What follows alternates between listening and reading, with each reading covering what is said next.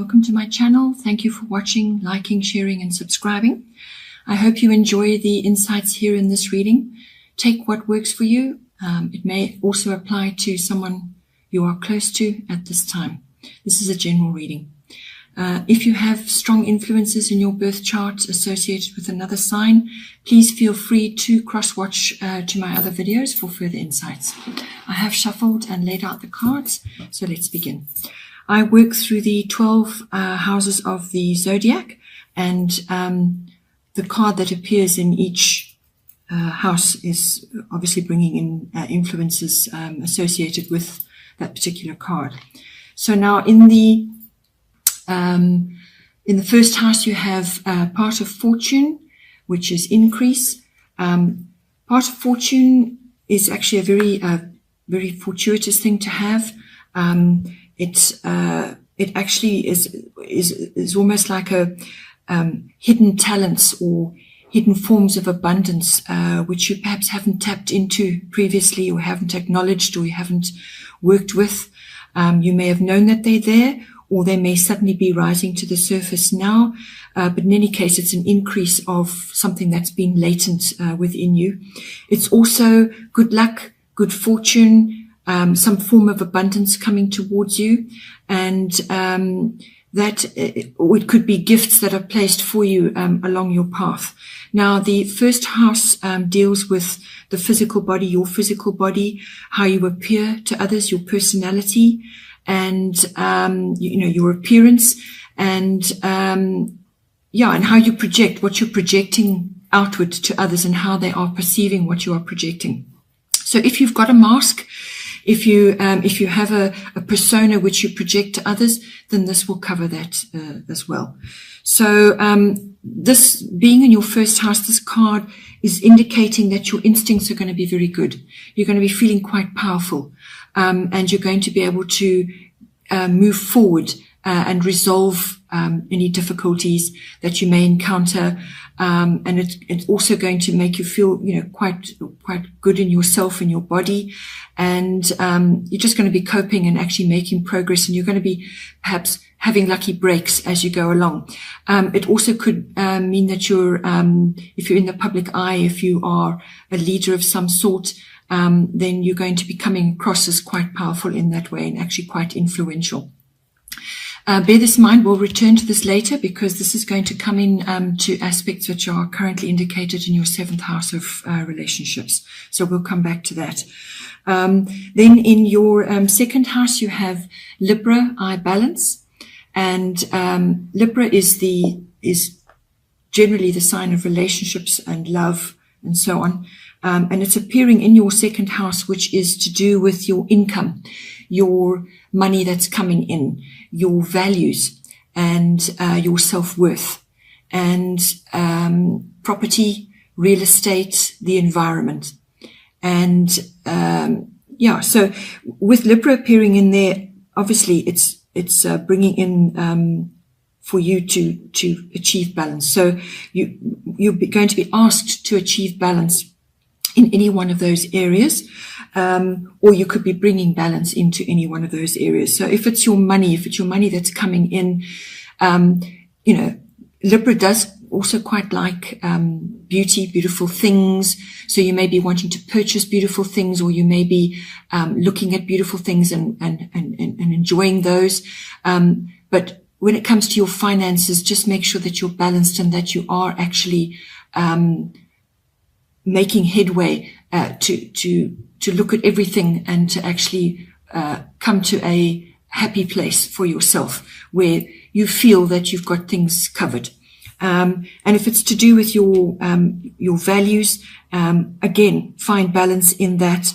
And if it's to do with self-worth, you may be requiring to exercise a fair bit of self-love. Everybody has to do that. We all have to do it. It's one of the hardest things to actually do, to show yourself love at all times, because from that, everything else flourishes. If you can't show yourself love, then you can't share love with others. So this is actually really important for you at this time, taking into consideration other factors which are going on in your chart. So no matter what is going on, show yourself love. take care of yourself, look after your money, and spend time outdoors, enjoying the peace and tranquility. But also when it comes to dealing with other people to do over your money and your income, and perhaps your ownership of property and real estate and so on.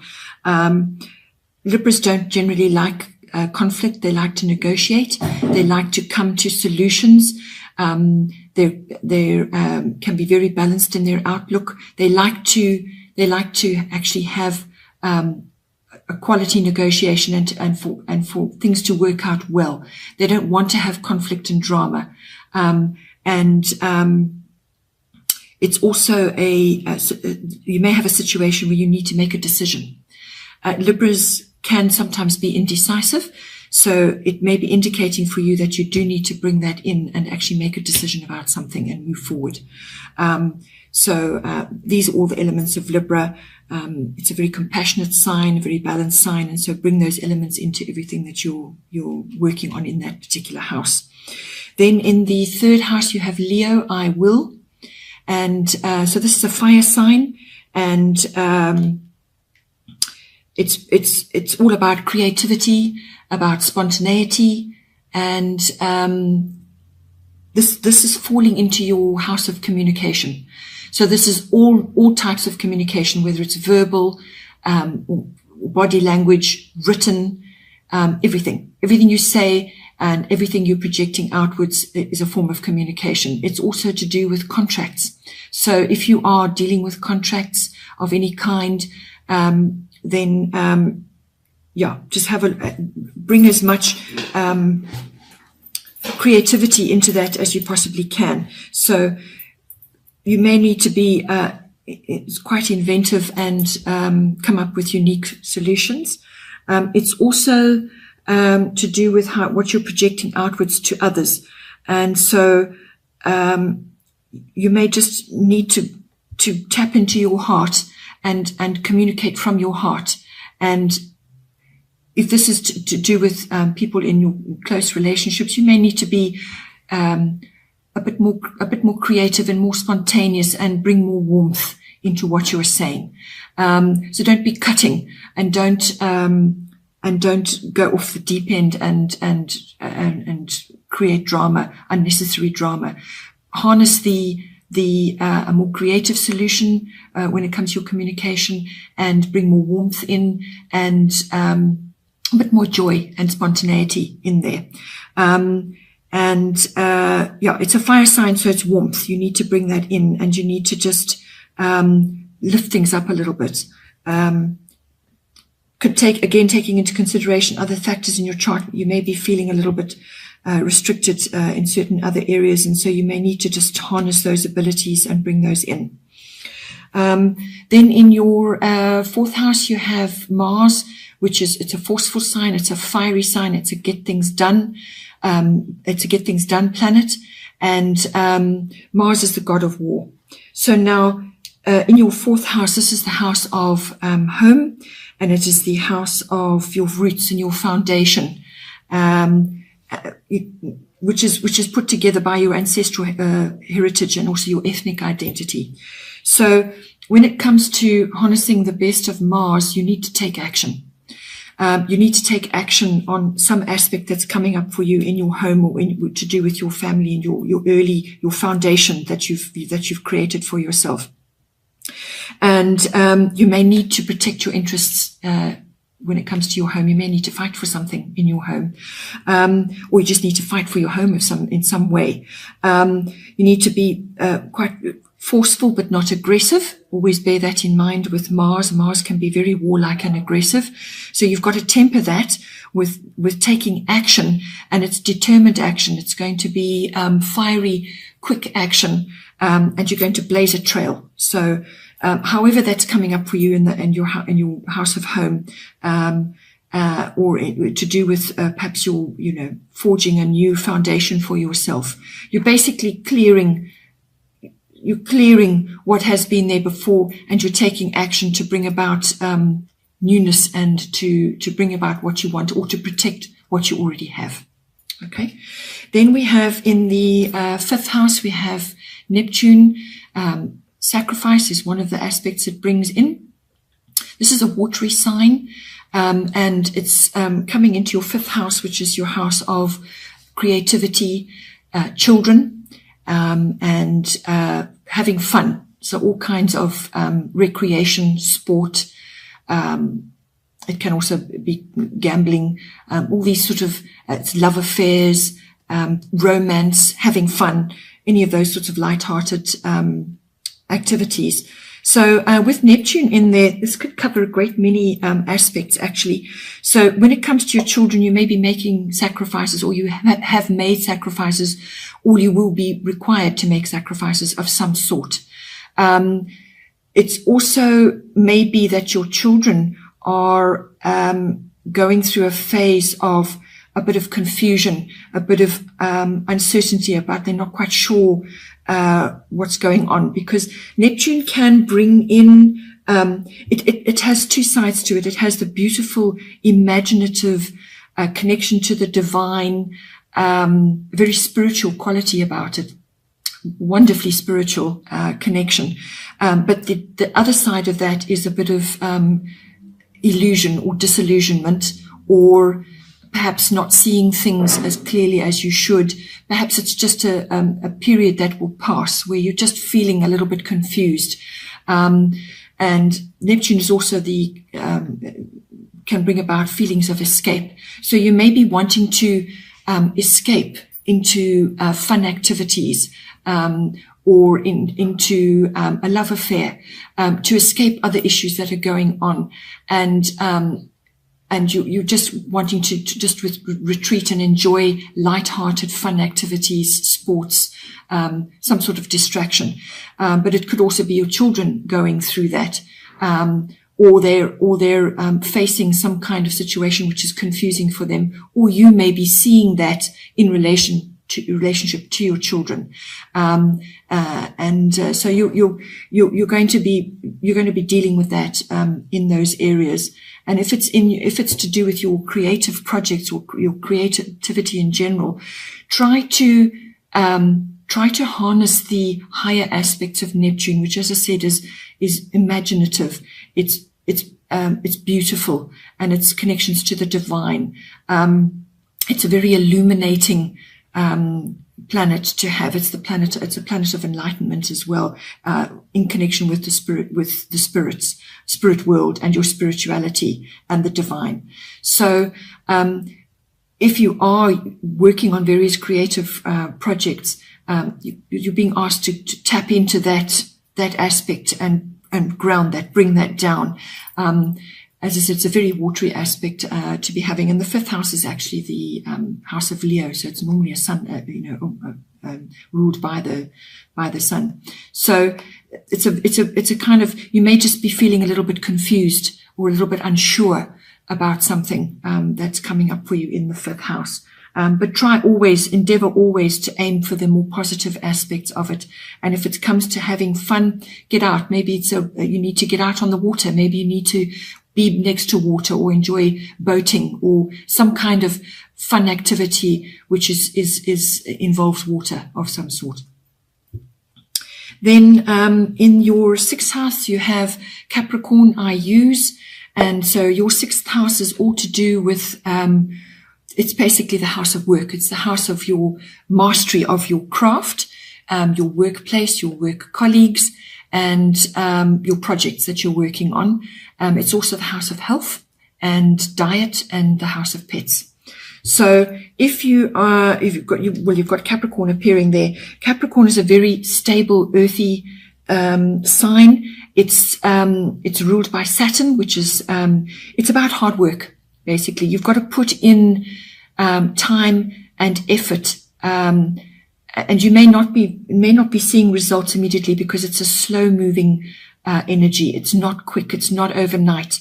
So you're going to be putting your building blocks in one at a time, and making a firm structure, or creating a structure, or a very good foundation. Capricorns are masters of construction, of building things, whether it's a business or or some kind of project. And they go about it, they set their goal and they go for it with great determination and resourcefulness. So you need to bring those elements into the sixth house. And they also are very good at using their contacts. So you may be coming across contacts who are going to help you, or going to give you good direction in how to move forward.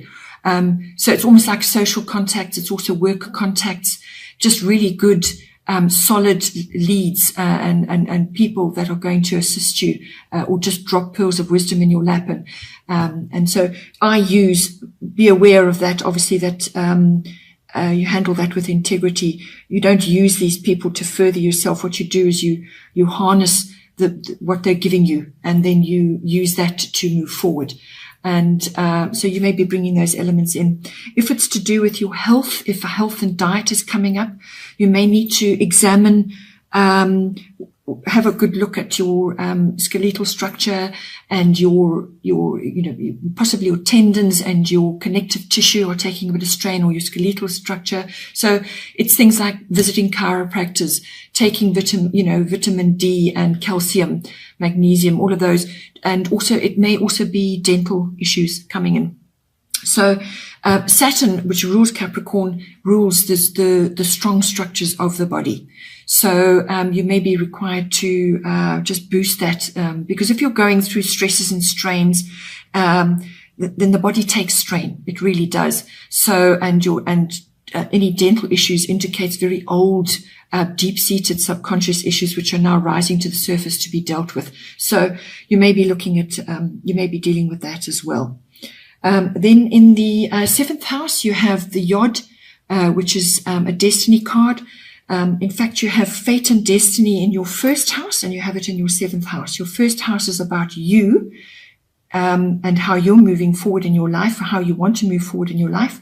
And the seventh house is all to do with partnerships, your relationships, your close one-on-one relationships. So how you are in yourself affects how you are in a relationship. And you've got fate cards, destiny cards in both of those. Now, the Yod, the destiny card, this appearing in your seventh house is going to bring about some restriction and stress. It could be quite severe, or it could just be something that you have to deal with. So there's some issue which you're grappling with in your seventh house. So this is your one-on-one relationships, your personal love relationships, or very close, your very close relationships that the ones that are really close to you, that you're dealing with on a personal basis. It can also be business relationships. So so with this card, you're going to be asked to forge your own path. You may not have support. In fact, you probably won't have support. You're not going to get good advice and support from others. You're basically going to have to you're going to have to go inward, do a lot of self-reflection, and find your own truth, and forge your own path, make your own way forward, with some determination as well. So whatever the situation is that you're grappling with in your relationships, it's something that is going to make you feel a lot of stress and strain. It won't be solved immediately, but also how you are moving forward in yourself personally is going to influence that. So now with the first house card, it's a form of good luck. It's a form of feeling powerful, solving conflicts, and like abundance, and using hidden talents as well, and forging forward and being influential. So you're going to need every bit of that to deal with this issue. And so you're going to generally feel that you may have to make a few sacrifices in your relationships. You may have to have a really deep self-examination and work out for yourself what is your right path. You may have to make a choice as well here. But I feel you're going to handle it really well because you've got this sign in your first house, which is all about yourself. So how you are in yourself and how you're projecting outwards is going to influence the outcome of this situation.